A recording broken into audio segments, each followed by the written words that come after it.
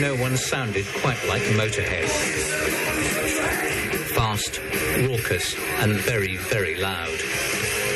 And no one looked quite like Lemmy. Those teeth, that head-up position, those whiskers. Who'd win in a wrestling match, Lemmy or God? Lemmy. God. Wrong, dickhead. Trick question. Lemmy is God.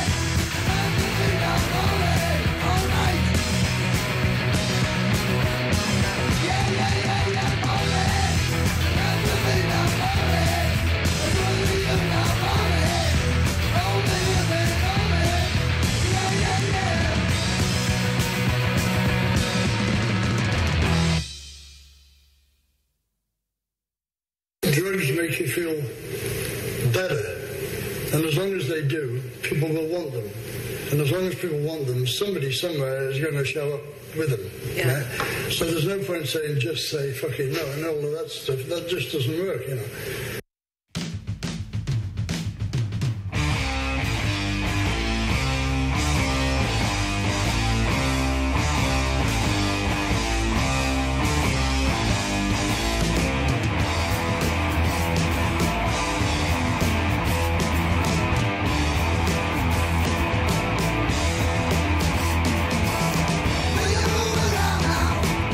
All you do is good.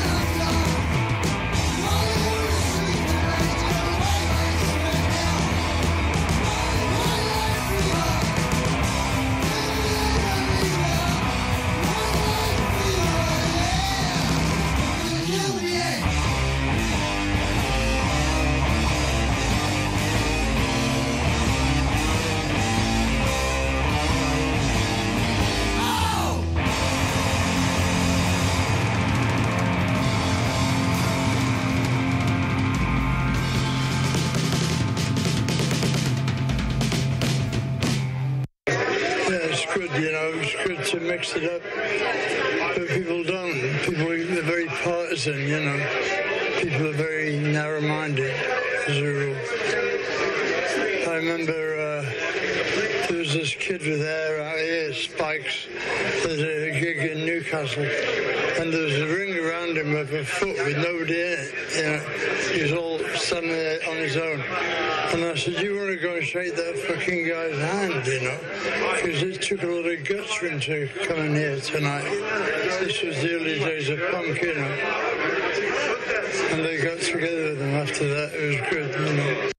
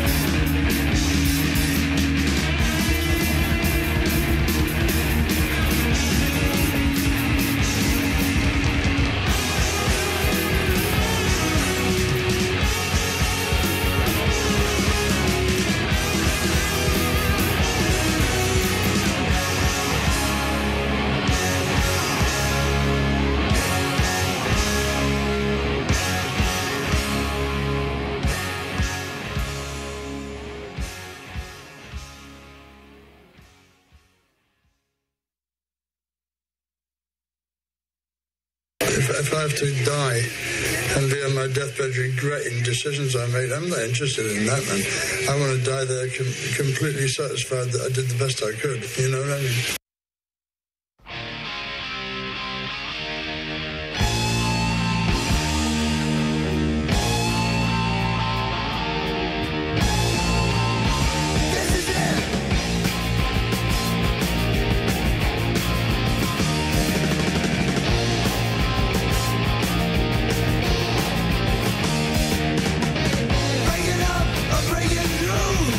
Breaking something's all we can do. Shoot straight.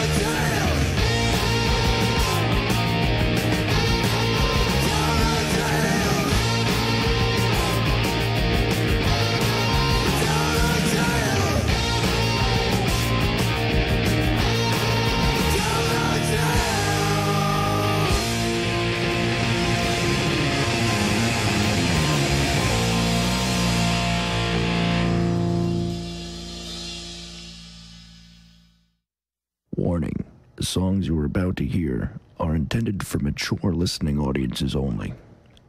If you have a weak mind or heart and don't like words like shit, fuck, or cunt, then please refrain from listening any further. It's time for some real music. It's showtime!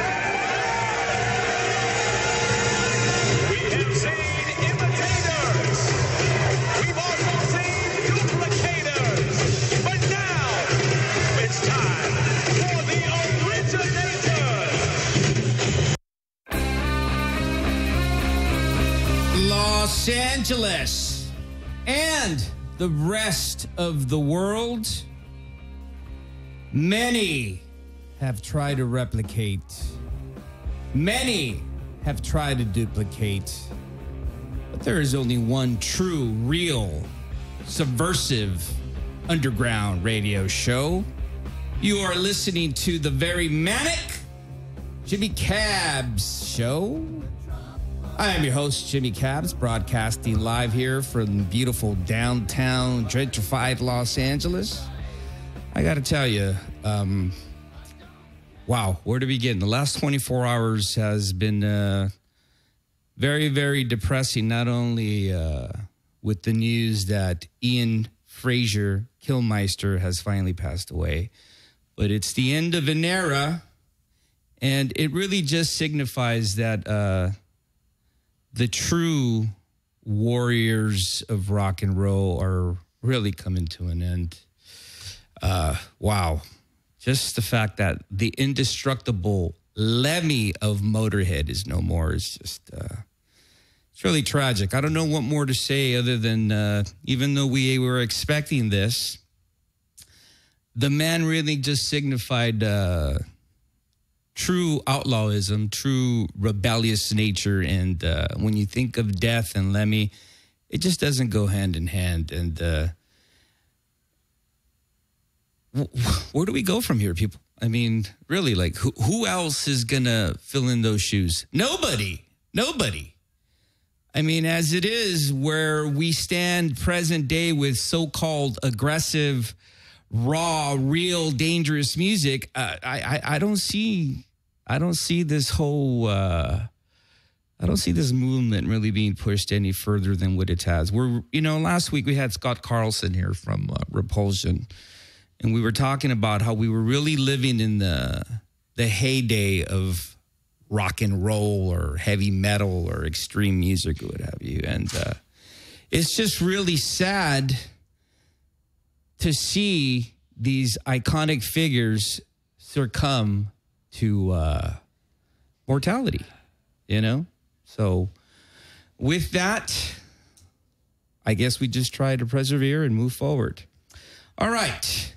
Why don't you give me a call here at 1-800-893-9562 if you have any Lemmy Motorhead stories. One of the things that I found interesting is within the last 24 hours, social media, all kinds of people were posting their photos of Lemmy. Being that I so-called am considered a music journalist, I never took a photo with Lemmy for two reasons. Because one, the guy really didn't like to be fucking bothered, man. The guy really was just, he really didn't like to be fucking bothered. He liked to drink his drink. He liked to smoke his cigarettes. He liked to do his his other stuff and fuck the hoes and, constantly being pestered by people, but he was always gracious enough to take a photo. And, I used to see him time and time again, and I would often want to, the inner adolescent in me would want to approach him, and then I'd say, no, man, I don't want to fucking bother that dude because just leave him alone. Leave him alone. All right, on the phone with me, Caton De La Pena. Are you on there? Fuck yeah. Hey, how are you dealing with Mr. Ian Fraser Killmeister's death, man? You're a longtime Motorhead fan like myself. Oh yeah, for sure.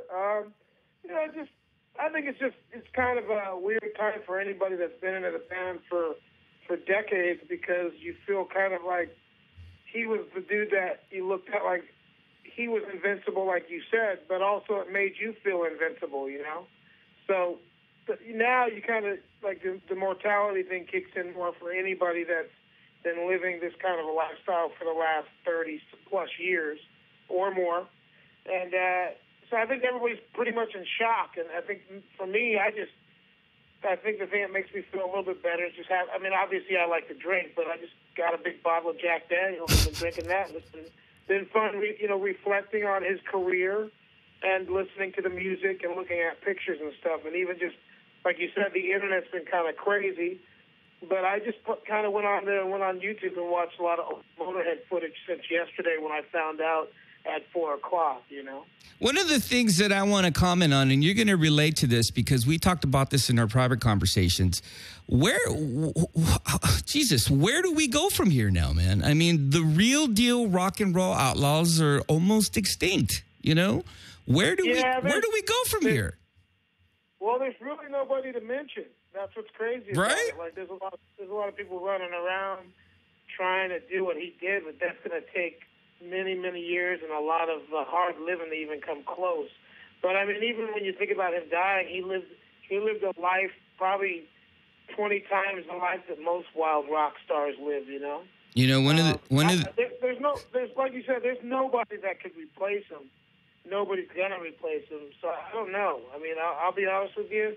I really couldn't tell you where the fuck we're going to go as finding somebody that could stand up for rock and roll. Yeah, exactly, man. Now, listen, you've been doing some very interesting extracurricular activities. You've been DJing all over Southern California, and tomorrow you're going to be DJing at the Rainbow Bar and Grill. You're going to be paying tribute to Lemmy and Motorhead. Is that correct? Well, I mean, that would be obvious, I mean, it'd be kind of crazy for me not to. For one, huge fan. And then for two, that room, that whole bar was basically his, they call it a second house, but I think he was there more than his house. So, it's for one, it's going to be weird just walking in the building because before he passed on, you would always think you might see him there, So now to go there and know that you're not going to see him is going to be a trip. Yeah. And I'm going to get into it though. I'm going to play some really good shit. I'm going to play other bands that he liked. And it's basically my own little private, tribute to him or memorial or whatever, wake. You could call it a heavy metal wake. But I'm going to make it light, too, though. I'm going to make it fun. It's not going to be depressing. I mean, he would, everybody knows that guy wouldn't have wanted it that way. He would just say, live your life and have a good time.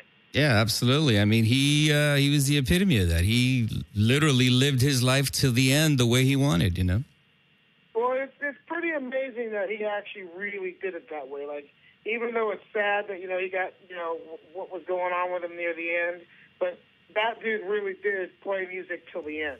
Yeah. So that's pretty fucking awesome. I think people are going to look back at this and be like, this guy really did his career and he went out the right way, even though it's sad, but, he went out basically still touring to the end, still making records. I mean, they just released that last record, so, yeah, I mean, he did it awesome, even though this all happened by the way it happened, but you couldn't have gone out a better way if you were Lemmy.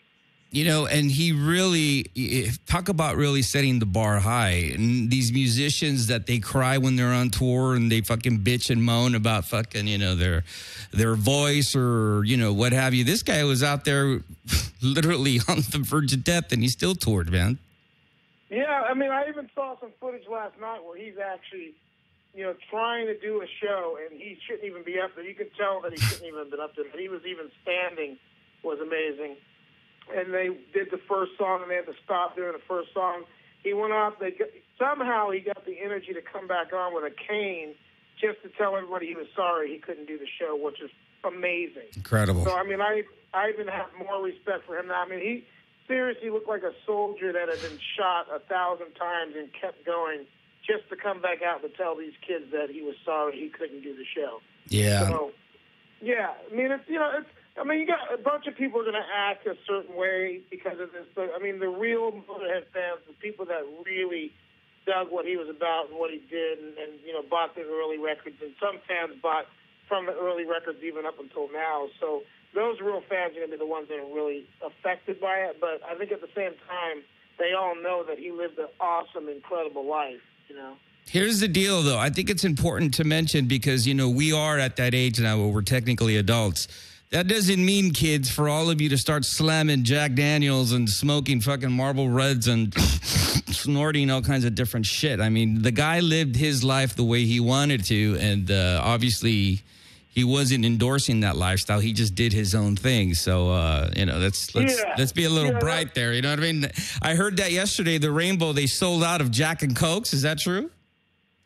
Well, that's what I've heard. I haven't been in. I'm going in tomorrow. Tomorrow's the first day I've been in since this happened, but I wouldn't doubt it at all. I mean, I bet you Jack Daniel's sales picked up all. Oh, yeah, that stock is fucking going through the roof right now, man. Okay, so tomorrow you're going to be DJing at the Rainbow Bar and Grill. You're upstairs, correct? Yes, I am. Now, let me ask you something here, Caton, because, first of all, as you know, I don't like that place, but I'm going to go there because, number one, obviously, I want to pay tribute to Lemmy. Number two, I want to be there because you're DJing. But the few times that I have been there, and by the way, I think I'm the only individual that has never gotten laid at the Rainbow. But anyways, every time I ventured up to that second floor, there's always another DJ there, and there's nobody in that room, or maybe one fucking delusional chick dancing by herself to fucking Cinderella. What's going on with that? Are you transforming that whole fucking spot into a party place now? It's definitely starting to happen. When I first got there, I was kind of tripping because, a lot of people, they don't even know there's an upstairs. That's what's crazy about it. That's why we always try to write on every kind of promotion for when we do shows there that there's an upstairs, because a lot of people think that it's a VIP room that you can't go in. That upstairs resembles it's casual show, man. It was empty as fuck. You're going off. Easy. Look, I have to sidestep that one. But check this out. The deal is this. It's an awesome room, and the reason I was excited to come into the room and start DJing is because the building has a lot of history. Whether people, I understand different strokes for different folks. Some people don't like the place, but the awesome thing about it is it's a museum, really. It's like, when you walk around in those, some of the bands you aren't going to care for, but if you like stuff like Led Zeppelin and Deep Purple and Rainbow and, Ronnie James Dio, all these people, I mean, it's insane when you look at the list, because the list is unending, and we're talking about rock stars, movie stars, whatever. But if you're into the history of music, especially the, mid-'60s on, that place has stood the test of time, and even with what they've been through, they've revamped the place. The place is really nice now, and it's cleaned up. But anyways, back to the thing about upstairs. Now it's starting to happen. The last two nights that I've done there have just picked up, massively. And obviously, with this thing that's happening with Lemmy, I think obviously a lot of people are going by there just to pay their respects. Absolutely. Really, really good. But it's definitely starting to happen. I mean, I've got a mix. I mean, obviously there's going to be the heavy metal people, the people like, thrash and speed and the real heavy stuff. But I've also got the rockers that come in there. And for me, it's part of my job to, make everybody happy. I mean, obviously you can't, but I try. So I play everything from, the speed shit, the heavy stuff, to the glam shit, to the rock and roll stuff. And, obviously it's a very diverse audience of people that go there because they come from all over the world. But to be honest with you, it's definitely starting to happen. And I'm real excited about that because I think there needs to be a club that people can go to that want to hear heavy music and they can hang out. I mean, there's not that many places left that like that. So for me, I want to try to build something that people can go to and have a good time and, just fucking relax and listen to music, especially the heavy shit. Because it's not like you can walk into most clubs and hear Angel Witch or Merciful Fate or even Niflheim, but also hear Old Twisted Sister and shit, like Def Leppard. So it's a real nice atmosphere that I'm creating there, and more people are coming out. I think tomorrow night when you see it, you'll see what I'm talking about. It's awesome. And it's all upstairs, right. And it's pretty fucking loud. So come out and have a good time. And, like I said, we're going to pay a tribute to Lemmy tomorrow night that I think nobody's going to be able to match because I've got the heaviest shit, by Motorhead, so I'm going to be playing all that. That's right, man. And you know what? Let me just say this. I have seen you DJ, and you really do spin the cool tunes from everything from the heavy to what really you want to slam to when you're getting drunk. So tomorrow night at the Rainbow upstairs, Caton De La Pena, El Diablo Negro of Hyrax will be spinning. Hey, real quick, in January, you got another show coming up, don't you? Yeah, the band's playing finally. We've been off the road for a little bit, but we're going to be playing in Long Beach at this place called DiPiazza's. Obviously, it's an old-school pizza parlor, but it's got a nice sound system in there, and it's all ages. So that's pretty much the main reason that we could get an all-ages gig with a full bar. But that's Saturday, January 30th in Long Beach at DiPiazza's. So thanks for the support, Jimmy. I appreciate it, and good luck with the new radio show. Thank you, my friend. Thank you very much. All right. That's Caton of Hyrax there. Make sure you catch him spinning tomorrow at the Rainbow. And remember, not only did Lemmy enjoy that place, but so many pivotal figures from rock and roll got blowjobs and fucking threw up at that place. So I'll be there tomorrow with Caton. Caton, make sure you play my favorite fucking Cinderella tune, please. No kicks. You got it, buddy. Thanks for calling, my friend. All right, man. I'll see you tomorrow. Have a good show. You too. All right, tonight we have a really special guest. You know, Los Angeles has some incredible bands that are really thriving and really just incredible, just breaking the creative realms here, really doing some amazing stuff. One of these bands is a band called Behold the Monolith. What an incredible story this band is. I got to tell you, a true example of just perseverance and overcoming tragedy and coming together and being able to not only just overcome the loss of one of their members, but to come together and regroup and then record an amazing record. We're going to be talking to a couple of members of Behold the Monolith. I'm going to introduce you to them. But let's get back into some music here. You are listening to the very Manic Jimmy Cab Show. I am Jimmy Cabs here on We Play Radio. Ugh, Chester, that's that name. But anyways, We Play Radio. Let's get into it. Take it away.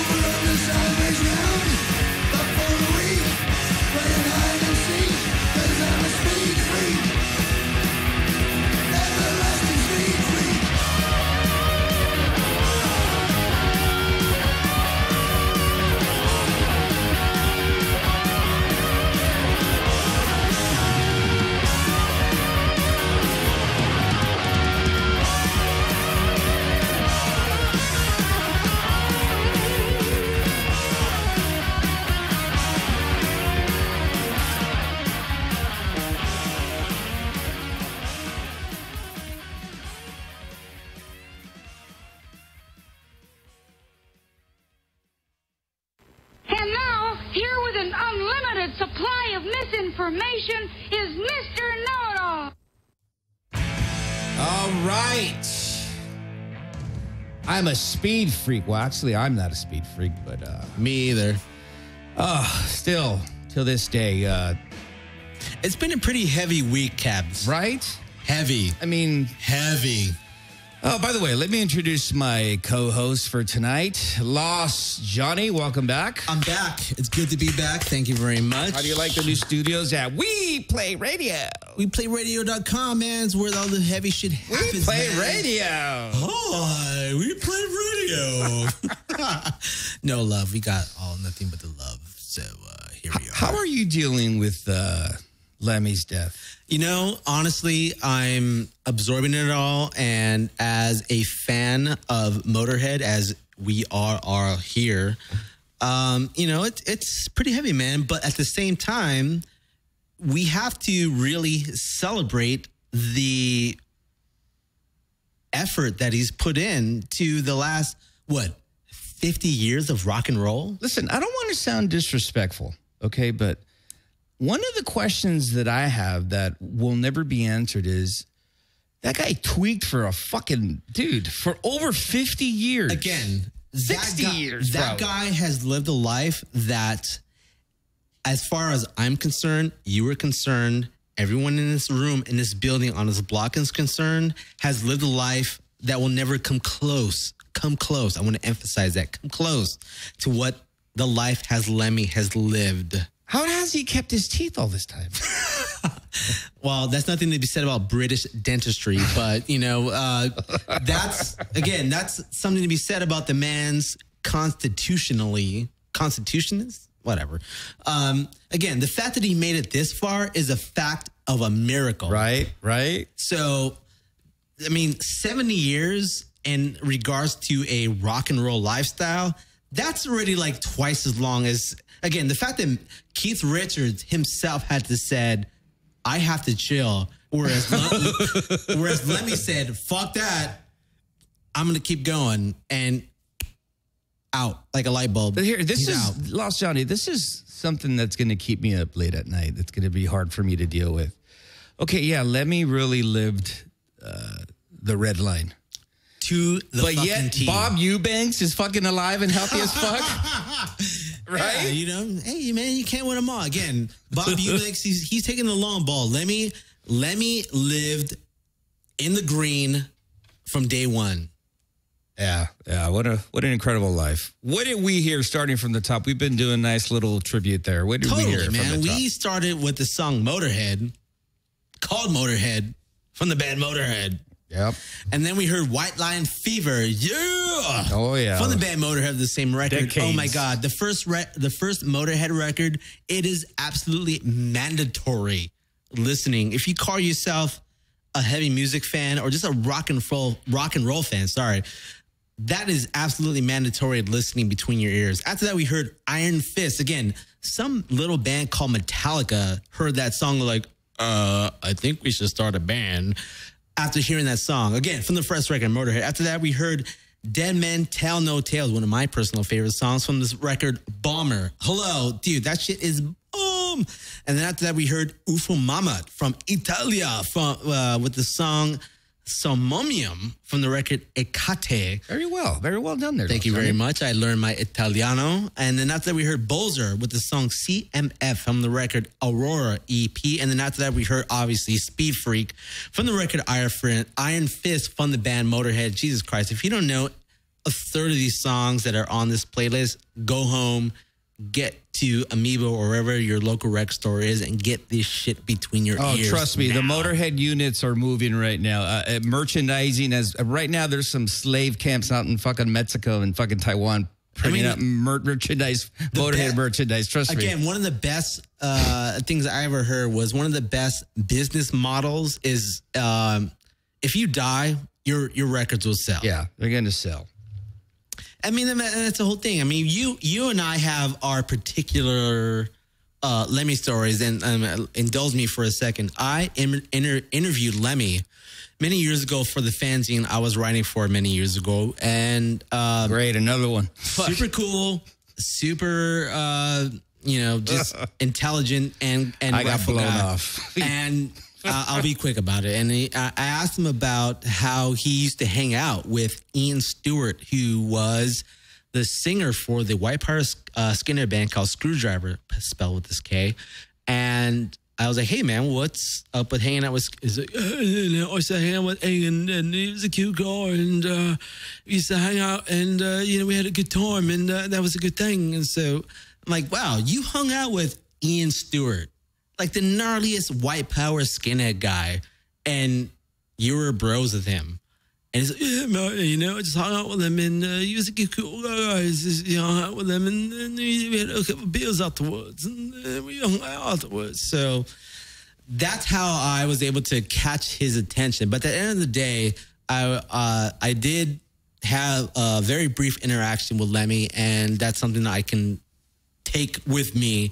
And that was my very brief interaction with him. So, well, hey, cheers to Lemmy. I'm glad that you and the rest of fucking the world has your Lemmy moments. I think I'm the only asshole who never took a photo. Did you never meet Lemmy? I was in the vicinity of him hundreds of times, but I just never wanted to bother the guy, because if you look at all the photos that are being put up right now on social media, he's super bummed. He's like, dude, even my photographer, fucking Adrian Mejia of Metal Warzone, he has a photo of him. ¿Qué dice? Everybody that takes pictures with Lemmy looks like he's fucking annoyed. Yeah, dude. I wasn't going to annoy the guy. Like, that guy has been taking, that guy's photos been taking photos of him for the last 30 years. Again, your Facebook feed, my Facebook feed has been inundated with people's like, I took pictures with Lemmy. Yeah, you probably killed the guy. Yeah, dude. Leave him alone. That in itself has been... Let him rest in peace now. Yeah. Dude, his corpse is not even, 48 hours a year low? Jesus Christ. Give the guy a break. All right. Let's get into our guests here. Yeah. Lost Johnny, as you know, you and I frequent the Los Angeles underground extreme music scene, amongst other music scenes. And I think it'd be safe to say that within the last 6 to 7 years, there's been a really organic movement of very diverse, eclectic Los Angeles bands that are really doing incredible things in the heavy music realm. Absolutely. One of them... We have one of the best music scenes going on in the country right now. Yeah, fuck New York and fuck all that other fucking... Chicago, fuck San Francisco. Chicago, I'm tired of that here. Fuck Portland. Portland, Chicago. L.A. Or Oakland. We have our own stake in this right now. One of the bands that I really admire and respect is a band called Behold the Monolith. Now, a couple of years ago, I was fortunate enough, and here, let me give this guy credit, because no one gives this guy credit. I was listening, and by the way, I'm not ripping him off either. I get tired of fucking people telling me I'm ripping his show off. Ripping who off? I'm innovative on my own right. But anyways, I was listening to the Super Rock Sunday show a couple years back on KNEC.com. The only cool guy on that fucking station, by the way. Anyways, and he played, I believe it was a demo tape. I don't even think it was your album at that time. It was Chase, it was a demo tape by a band called Behold the Monolith. Now, let me introduce my guest. Behold the Monolith, here we have Chase Manhattan and Kaz. Hello. Welcome to the very Manic Jimmy Cab Show here in the beautiful We Play Radio studio. DTLA. Welcome. Uptown. Thank you for being here. Was that a demo that Crazy Craig was playing back then? I believe so. You'd have to ask Matt that. I wasn't involved. Matt's not here, by the way. Matt's not here, and we have to give, we have to pour a 40 out for his feline companion. One of the things that I admired about his show was that he was really playing incredible bands that were coming up at that time. And your band, Behold the Monolith, at that time was a 3-piece. Correct. And, we've have chatted prior, you've been on the show before and we've done interviews and stuff. That band was incredible. You were finally getting to a dynamic and going to venture out on the road, and then tragedy struck. Now, obviously, the story is well known, but we'll touch base briefly. Your bass player and singer passed away. in a very unfortunate accident. And that right there in itself would cripple most bands. It would devastate most bands. Just the fact to lose not only someone so instrumental in the band, but also the songwriting process, the tight unit that you had as friends. Exactly. No one knew what was going to happen. I mean, at that time, talking to you guys on the record and off the record, I mean, you guys are going through the grievance. I'm seeing this as a fan, as an outsider. When I heard the news, again, devastated. Kevin McDade. Yeah. Tragic. Totally tragic. But at the same time, as a fan, like, yeah, me too. Are they going to keep going? Again, we all in here can relate to the whole scenario of like what's going to happen, because this band with their 2 albums at the time they were putting out was so amazing. And again, what they put out so far, like what they could have put out in the future, well, what's going to happen? So when you decided to start playing music again and start looking for members to bring in, what was the mindset at that time? Not a tough question at all. No. Just to get back into the rehearsal room. Get back in the saddle. Took a lot. Because it wasn't just the personal thing of losing a friend. It was also a bandmate. Yeah. We were very tight. I was doing the Lemmy thing with my mic. So it affected both things. And so that was a struggle, But just to get back in the room was it a positive thing? How was it just getting into the room in itself between you and Matt? How was that? That took a bit. Actually, the first couple of times, we didn't even play music. We just went there and sat there and looked at each other and wow, that's heavy. Didn't say much. We ended up moving into a different room, same place, different room. That was just a coincidence. It wasn't mainly for that, but when the opportunity came up, we took it. Because for me personally, I wanted to get out of that room. Right. So once we actually started jamming, me and him, in the old room. And then shortly after that, we moved rooms, and we had decided when we were going to move rooms, when that was already in the process, we were going to jam a couple more times in the new room, and then start. Was it really a matter of going into, okay, we're into the room, we know the songs of where we are now, as opposed to, okay, where do we go from now into the future where we are now, in the sense of talking to the we haven't even gotten to when you got Kaz in the band. What was the energy like at that time? Because not only are you dealing with the real world tragedy of losing your friend, but also, as you mentioned, a band member where that dynamic and that energy was just so honed in at that time. It was a long process. It was an up and down process. Certainly for myself, it was good one week and bad another. And then it was like that for months, and then things started to even out a little bit once, things were starting to gel with Kaz. And then after we did that first show, I kind of split to go on tour for a little bit. Kaz split to go on tour for a little bit. And then Jordan came up in the mix while I was out of town still. I don't know if you were still out or not, but I remember. And then when I got back in the town, I got back in the town last. I know that. And then Jordan had already learned 2 or 3 songs. This story is incredible. And then I'm fascinated. Really, I am. Well, let's piece it together here for people that are not familiar. So you welcome Kaz to the band. Anyone who knows Sasquatch knows who you are. When you joined the band, that had to be interesting for you because not only are you coming in, obviously not to replace, right, which is most important here. This is something Exactly, that I always respected about you guys is that you never replaced. It was just you're moving forward to the next evolution of the band. But when you came in, was that something that was on your mind? And how did you feel coming into the group? How conscious were you of the steps you were stepping into? You know, I mean, at first it was more just getting in a room and jamming with the guys. Like it wasn't even, they weren't pressuring me to learn all the songs. They just wanted to sort of get in the room and just jam.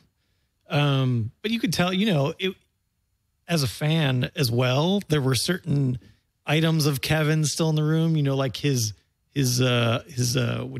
puffy mic stand, mic, his mic sock, sock. Exactly, yes, thank you. That he always brought to all the shows, and I remember it too. Is that bright yellow mic sock? Yeah, mic sock that he put on it wherever he went. You know, and it was those kind of things that you're like, wow. You know, you still think as a fan, you want to try and represent what Kevin did to the fullest, you know? Yeah. I mean, again, I saw one of the last shows that Kevin did with Behold the Monolith. Amazing. And, yeah, dude, it was, if I remember correctly, it was at the Viper Room, which is weird in itself. So Viper, wow. Yeah, super weird. So here you are, Kaz, that you're stepping into that. And I walked away from that show with the sense like this band is on their way.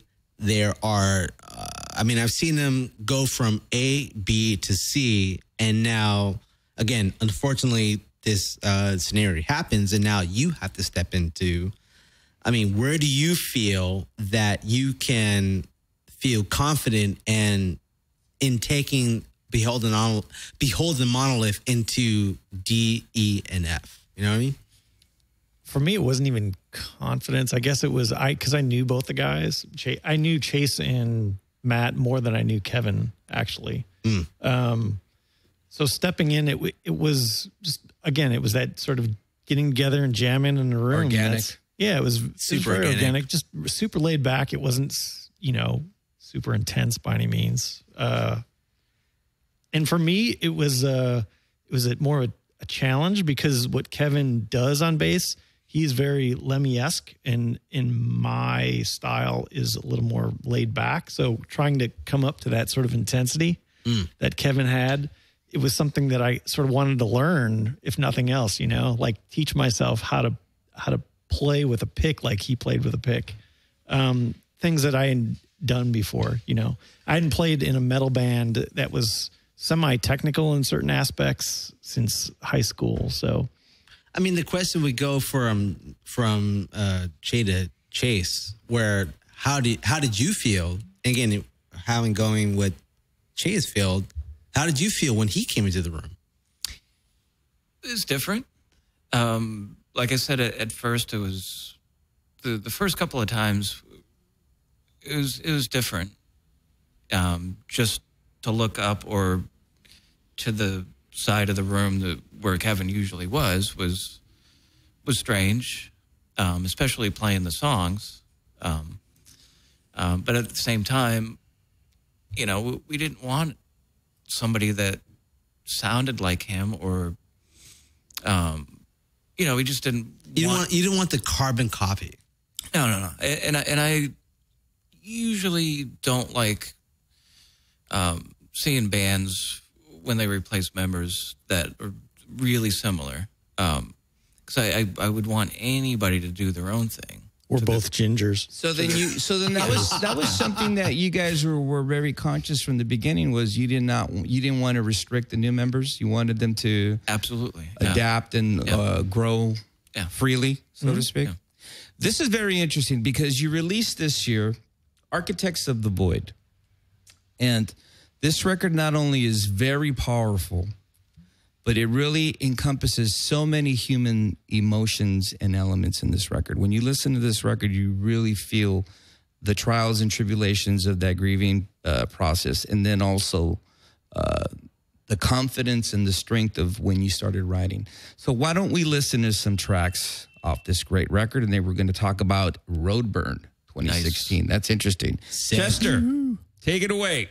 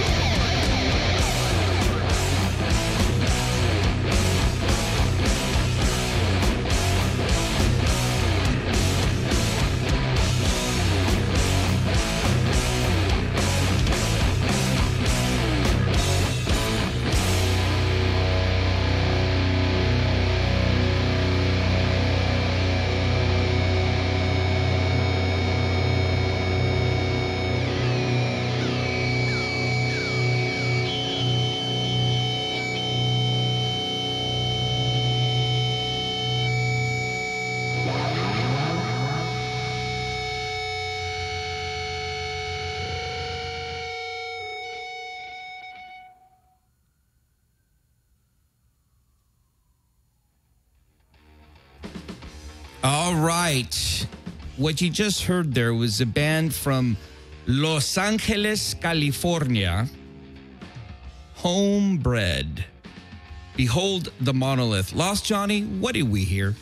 Dude, we just heard Behold the Monolith from their record Defender Redeemus, the songs Witch Hunt Supreme and Philosopher's Brave from the record Defender Redeemus, which you and I both have on vinyl, on wax. People, learn it, get it. No, I think that's from the new record, Architects of the Void. I'm starting from the bottom, dude. Jesus Christ, sorry, man. Come on, man. sorry. Give me a break. And we started the set. There we go. With Umbro Vale. I mean, it could be different pronunciation, but Vale, I'm going to go with the Italian Vale. From their record, Architects of the Void, which I also have on vinyl. Thank you very much. And it's fucking awesome. People who are into the heavy groove, which are people who are already listening to the show right now, get this between your legs, between your consoles. Boom, get into it. What's the second track? I already said it, dude. Oh, okay. All right. Well, here we go. Chester, tell me if this is on the camera properly here. Is that good there? It looks pretty cool, dude. Yeah, you got it. Okay. This is the new album. Look at the TV, man. I like how he goes, look at the TV, man. Who's stoned here, me or you? All right, here we go. This is the new album. Yeah, there we go. This is the new album by Behold the Monolith. Of the Void. Architects of the Void. Make sure you go and get it. How can people get a hold of this record? Fantastic album, by the way. BeholdTheMonolith.com. You find a store. It's all on there. It'll redirect you to Bandcamp. You can check out the songs first before you purchase, and then you may purchase many copies in gold or black on wax, CD, digital. Speaking of digital, Blah, you blah. guys are playing a show in 2016 in Holland for the Roadburden Festival on April 14th. And I'm excited. I mean, I'm going to be there. You and I are going to be there, Counselor. But you guys are going to be there. Great. Awesome. You guys aren't going? Whoops. Sorry, You guys guys. don't have tickets? Yeah. We'll get you in. I'll try to cash in some recyclables to get my fucking plane ticket out there. Us too. You're playing Roadburn. That's an incredible festival, and it's so world renowned. How do you feel about playing Roadburn? Oh, we're stoked. Yep. Yes, Chase? Very excited. It's been a long time coming, right? Because I recall a couple of years ago we were discussing getting out to Europe and especially playing those festivals. Yep. Dude, April 16th, 2016, the Roadburn Festival. What I'm excited about is the Roadburn Festival is very gracious in the sense that a lot of their bands can be downloaded, or a lot of the bands that are play their festival can be downloaded through their website on Bandcamp, if I'm not mistaken. So it may take you a while, but I've downloaded a few shows from the Roadburn Festival throughout the years that, boom, I got their show. And usually 9.5 times out of 10, they're awesome. Neurosis, Sleep. I mean, I can really go on and on and on. But I think Behold the Monolith will definitely fit within that canon of worthy downloadable. Chase, this is the first time that you're going to be venturing out to Europe? My first time? Or, well, Behold the Monolith? Yeah, the Behold the Monolith first time. How do you feel about playing out there with this new dynamic of a band that you have? Oh, I can't wait. I think it's the perfect spot for us to play, especially Europe in general. Would it be safe to say, and correct me if I'm wrong here, but being that this, and we had this discussion the last time on the 5150 interview series, I felt very guilty, really, really not only enjoying this record, but how you've grown, how the band has evolved to a whole new level. Yeah. I felt guilty because I almost felt like if Kevin had not passed away, you would have ventured into another direction. Am I wrong for thinking that? No, not at all. But should I feel guilty for absolutely not loving the direction that you've gone in? No. And do you deal with that in your own inner confines? No. I mean, Because there is a growth here. Well, first of all, a lot of that material that is on that record, Kevin was involved in. Yep. Which was, some completed songs, some not, but a lot of that material was present when Kevin was still here, and at least in music form, right? I don't know about lyrically or vocal wise, but lyrically, bass wise for sure. There was only one song that we played out live from that record, but there's no lyrics at all. Even the lyrics on that particular song that was done, that we played out live a few times, we couldn't find. We tried to find, but we couldn't. So we kept the song title. Plus, we couldn't figure out from the demos what he was saying anyway. So that's interesting because I don't think he was saying anything at all for most of it. When I spoke to Kevin one time, I asked him point blank about his lyrics and if there was themes or a story.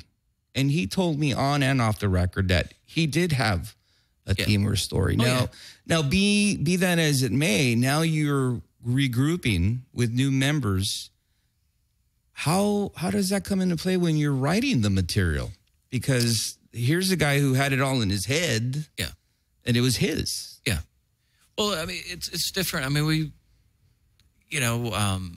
when the initial music was done, that was basically the first thing that we wanted to finish. Of course, Jordan was there throughout that process, but we kind of gave him free reign of lyrically what he wanted to do, where he wanted to put the lyrics. Because that was the other thing with Kevin. There was never an issue when there was long breaks, because he was always on stage anyways, playing bass. Now with Jordan, and that's probably a good reason, or, it was good that we didn't have lyrics or vocals on this stuff. The question I would ask, again, as an outsider, would be, where was the point where you had to decide where, again, no disrespect, where Kevin's input ended and Che's input began? I mean, this is a question for both of you. You know what I mean? I don't know. It's just, the band was going to evolve into the music that's on the new record, regardless. Yeah, with Kevin or not. I mean, Jordan had the old records, but he pretty much developed. He took his own sort of style and flexed it in a way that he did an amazing job. It's his thing, Where from my perspective, from the music side and the bass, a lot of the tracks, at least, I don't know, 2/3 of the record were already done, and it was easier for me to make that transition. And I kept all of Kevin's original bass parts because, I love the way how he played. So, and they were awesome fucking parts. So I just wanted to learn the parts, and I kept it true to what he had done. So, I mean, it's kind of again, I'm just speaking as a genuine fan of the band, where it's like, again, when I hear bands that kind of go through, again, an unfortunate transition. Oh, it's rough to overcome that. Yeah, dude. It's very hard to overcome that. But here's the best part of this story, Lost Johnny. So in the beginning, when you started to come back, Matt was going to attempt vocals, to play guitar and vocals. Correct. Yeah. And he was going to a vocal coach. And you played one show, which was a great show, by the way, but you could tell that it was definitely a transition. Kind of hard for him to come out into that new new shell, so to speak, or what have you. The point is transition. So the vocal coach decides or hits him up, said, "Hey, you need a vocalist. Why not have me?" And this is, what is the gentleman's name, by the way? I'm sorry. Jordan. He comes into play and really fills those shoes immaculately to a whole other level. He fucking nails it. And what I really like about this record is the fact that not only does it take the band to the next level on all aspects, but there's new life with this band. Exactly. Would you agree with that? Would you agree with that? Absolutely. And you know, with Jordan coming in when he did, it was the one piece of that puzzle. I know it's cliche to say, but it's what we needed, you know, and all of a sudden, you know, just by default, this band, everybody does their own thing, you know, whether it's just vocals. So that you know, that opens up, you know, I think a lot for. I mean, would you say as a completion, would I mean, would you say now here at this moment where we say the Behold the Monolith is complete? Absolutely. Yeah. Let me ask you this.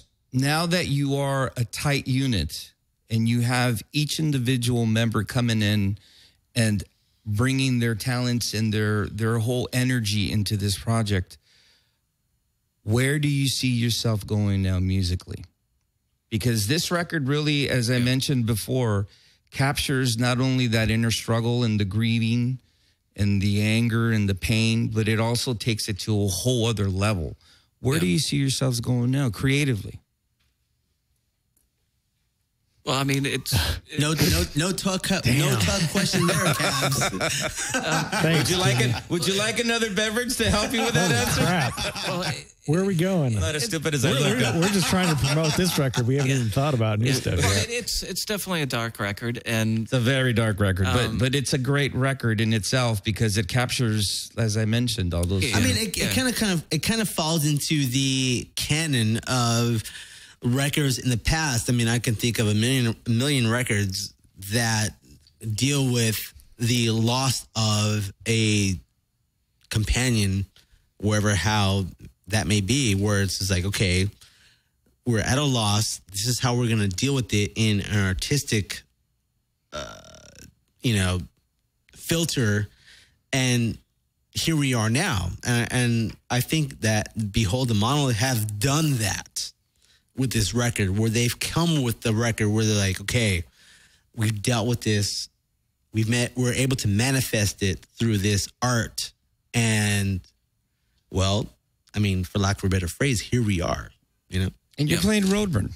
And we're playing Roadburn. Next year. What a great way. Freaking Europe. Roadburn, What a great way to start the new year, you know? Roadburn. absolutely. Yeah, we haven't gotten to do a lot of out-of-town shows, and we were thinking about, U.S. stuff, but then this sort of opportunity came up. So Walter is at Roadburn, we talked to him. Is this going to be a whole Europe thing, or just kind of a hop, skip, and jump thing, or are you just doing Roadburn to do Roadburn? We are trying to do a sort of jaunt around Roadburn, where Roadburn's sort of at the tail end of things. Aye.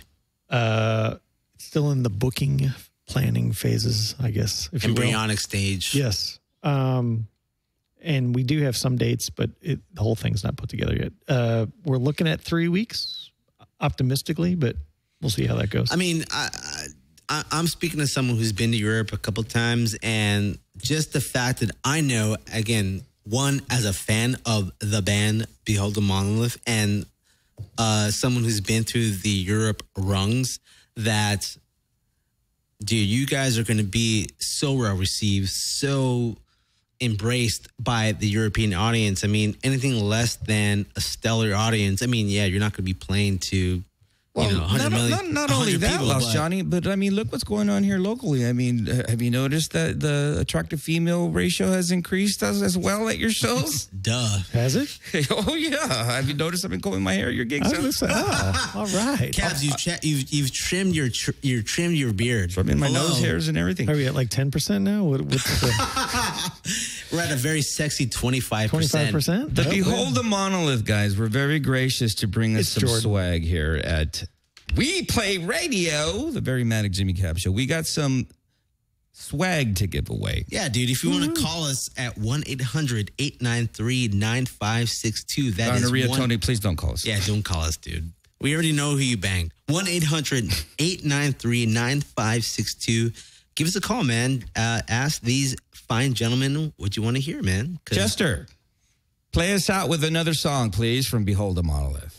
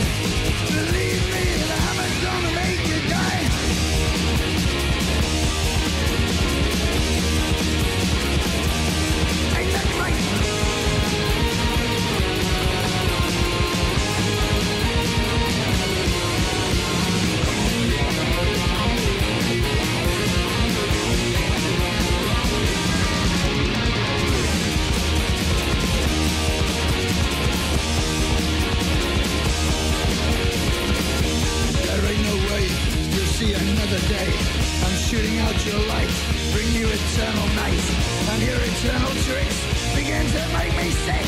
The only thing I know is that you touch me down.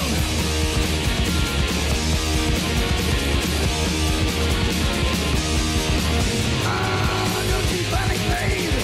Don't look around. Believe me, the hammer's gonna bring you down.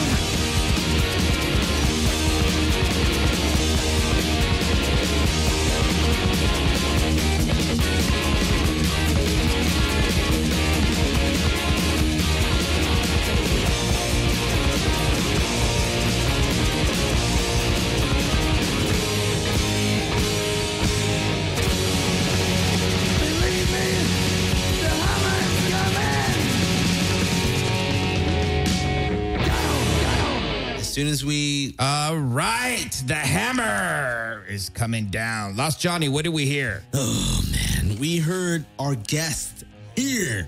Behold the Monolith. The song between Oder and Ustula. I hope I'm pronouncing that correctly. Sorry, gentlemen, if I fucked that up. From the record Architects of the Void, and after that we heard Dead Earth from the band Ancient Altar. No, we didn't. We cut that out. Oh, well, fuck. I'm drunk.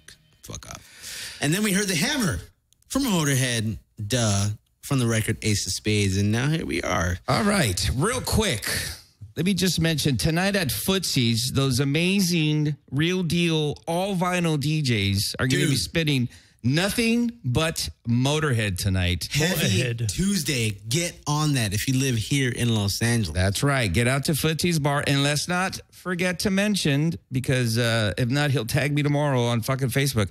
El Diablo Negro, Caton W. De La Pena of Hyrax will be spinning at the upstairs Rainbow Bar where it's usually empty. Now it's full and happening. It's fucking rad. Make sure you go tomorrow and check out El Diablo Negro spinning all the jams and paying tribute to the one and only Lemmy at the Rainbow Bar. But as far as right here at Canal, I mean, I've been to Footsies on Heavy Tuesdays. I want to make that very clear. Heavy Tuesdays, because they play nothing but the heavy shit.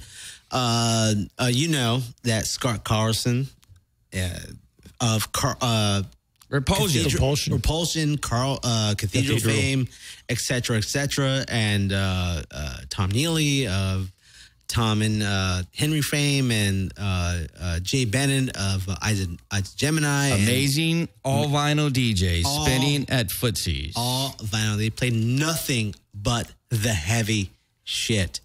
Shit, I might go over there. Whatever, man. Okay. Behold the Monolith, as we mentioned before, will be playing Roadburn in Europe in 2016, April 14th. You got a couple of dates going on in Europe there. Will you be playing any shows in not only Los Angeles, but within the United States next year? Prior to Yeah, Roadburn? definitely. Before, after? Some warm-ups. Yeah, I think we plan on it. Nothing we do confirmed right now, but yeah, I think we plan on doing something before we leave. Okay, and you can't just go out to like Roadburn, yeah, like a warm-up show, exactly, and like go in there like, all right, we're gonna fuck all you guys in the buttholes. All right, okay, Chester, can you mute that mic, please? You have to be prepared.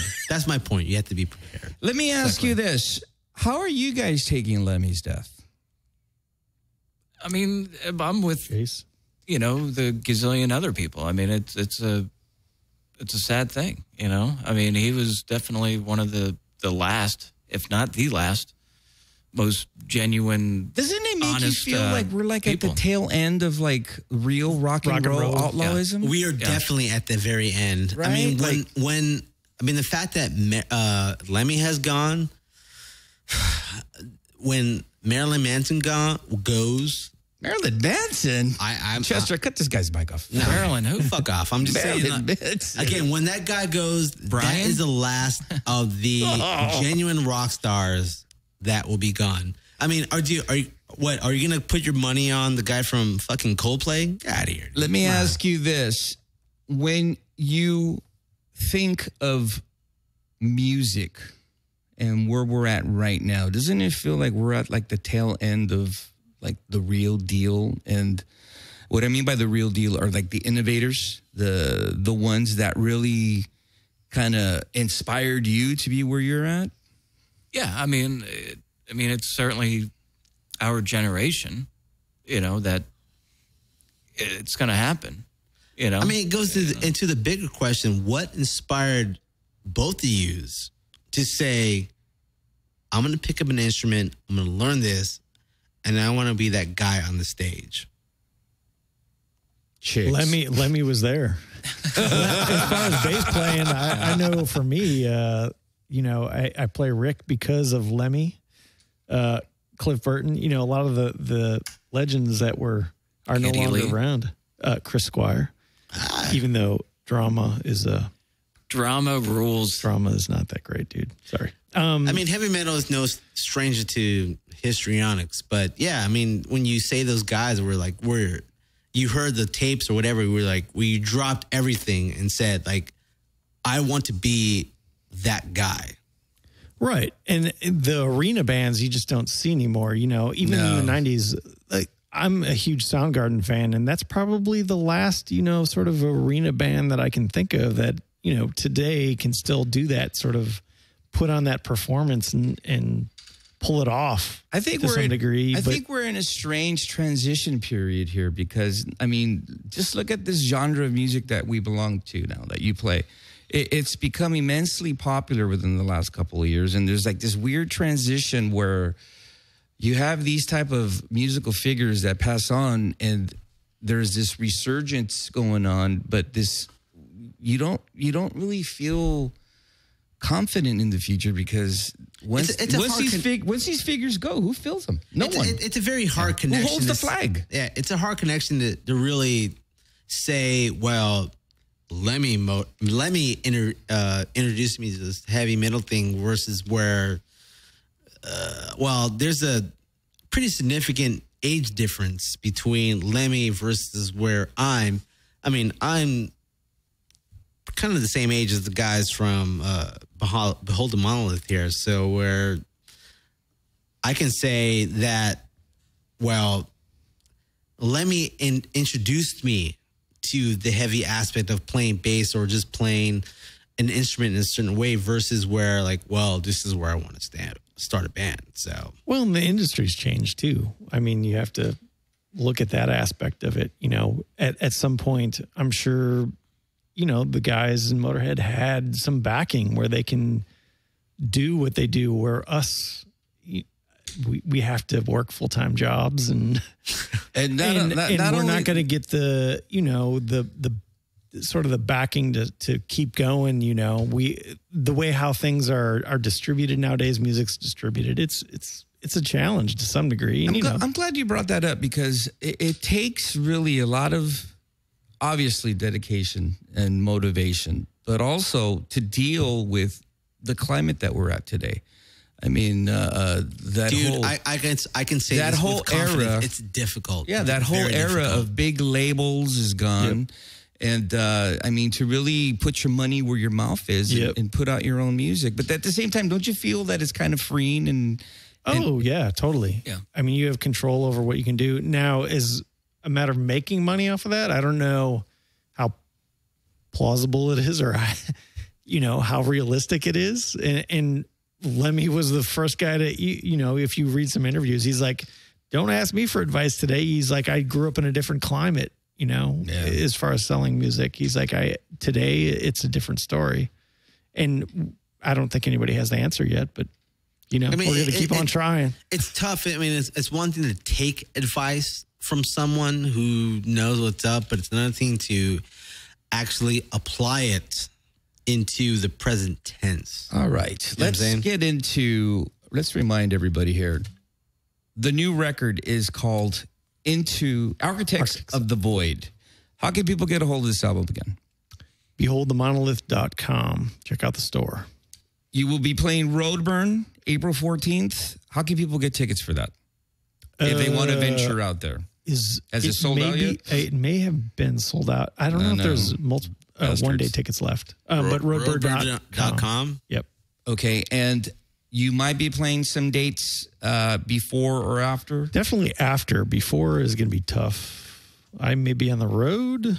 Well, I am on the road. Let's mention that real quick because you play in Sasquatch. Talk to me a little briefly. What's going on with your band? We're working on new stuff, and we wanted to get back to Europe as well. So we I've been piggybacking Sasquatch right before Behold gets to Europe. Sasquatch will be over there for a month, and we've got all of our dates set. So I'm trying to logistically figure that out between both bands. And Chase, is that okay with you guys that he still? Oh, absolutely. Is it more? What's the word I'm looking here for? Is it more like creatively enjoyable for you because you get? Is it convenient? It's good for me because it's like apples and oranges. Like I said, when I joined Behold, it was a learning experience, and sort of because Sasquatch is more straightforward, ahead rock and roll sort of stuff, where Behold has a lot more technical aspects to the music, where I had to like step up my game to some degree. All right, so make sure you look up. How can people get a hold of information on Sasquatch? SasquatchRock.us, or just Google us. You'll find it on the Facebooks and all that. All right, let's get into a little bit more music, and then we'll come back and say farewell with my very special guest, Behold the Monolith. Chester, take it away. Little kid on the corner in Soho, 4 o'clock in the morning. This cop comes around the corner and said, "Hello, Sonny." Kid says, "All right, you know." He said, "What are you doing?" He said, "I'm looking for a whore." "And how old are you?" He said, "I'm 9, right?" He said, "What do you want a whore for?" He said, "I want to get a disease." He said, "What kind of fucking disease?" He said, "A sexually transmitted one, officer." The guy said, "Oh, what do you want to get a fucking disease for?" He said, "Well, if I get it, I go home and I fuck the babysitter and she gets it. And she fucks my dad and he gets it. And he fucks my mum and she gets it. And she fucks the gardener and that's the cunt I'm after because he squashed my frog."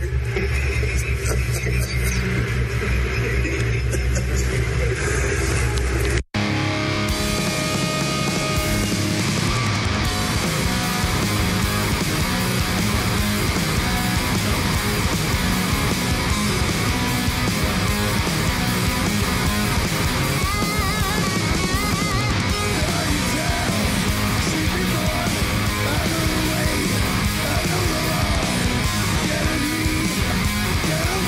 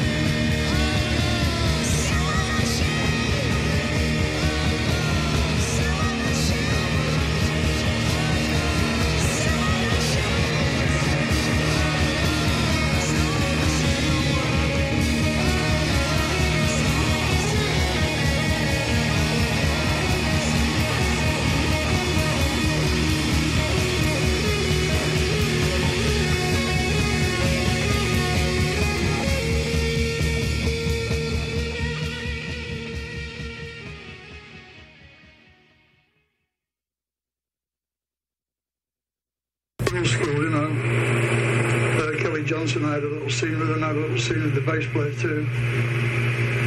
Kelly Johnson, I remember waking up with my face between my legs at 4 o'clock in the morning in some toilet in Paris.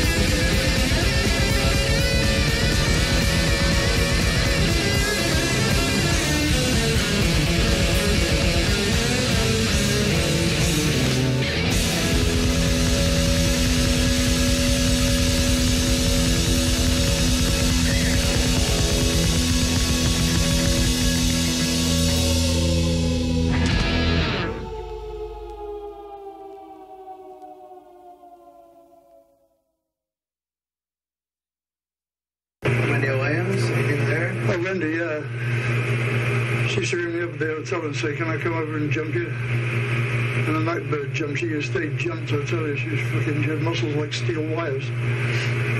A terrifying woman. Worked out a lot, didn't drink or smoke, you know. I was no match for it, really.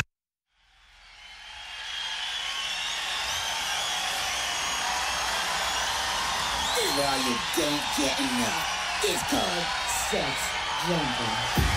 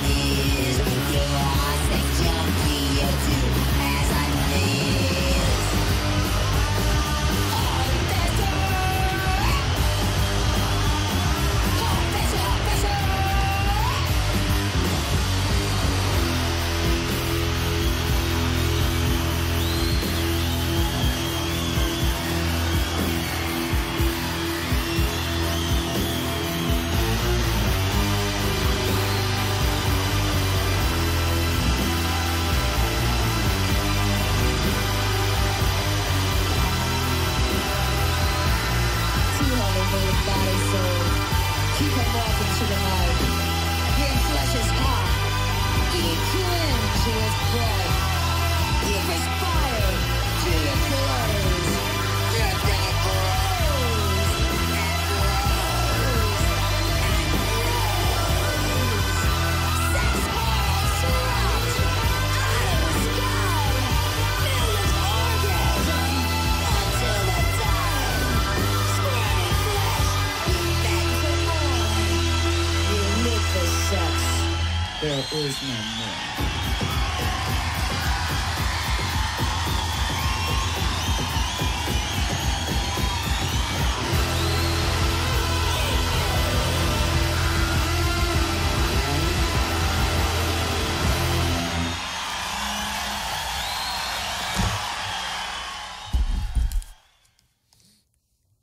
You live for sex. All right. There's nothing more.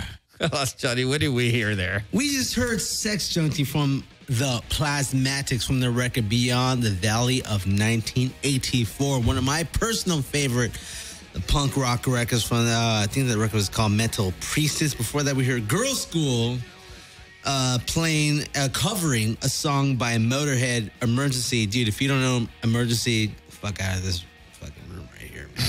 Before that, we heard Hawkwind, Hello, Silver Machine, from the record In Search of Space. If you don't know already, Lemmy plays bass and sings on that particular track. And then before that, we heard Stay Clean from the band Motorhead. I'm pretty sure that's on the first record. Here we go. Jimmy Cabs, take it from here. All right. Behold the Monolith. Make sure, as we mentioned, you pick up Architects of the Void. Please. Make sure you go on their site and make sure you pick up this great, phenomenal record. What's the site you can look tickets. up there? What's the site you can look up your record for? BeholdTheMonolith.com.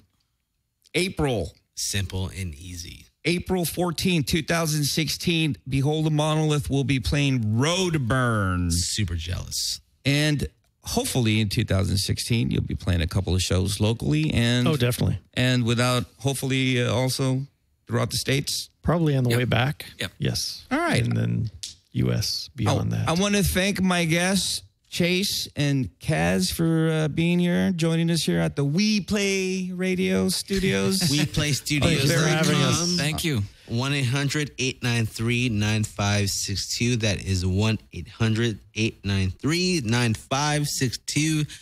Get on it, man. WePlayRadio.com. All right. We're going to end the show. This is interesting. You played a show at the 5-Star a couple years back, and as you know, there's major bootleggers in Los Angeles. This is a bootleg of Behold the Monolith doing Celtic Frost Into the Crypts of Rays. Now, before we go any further, Counselor, we have to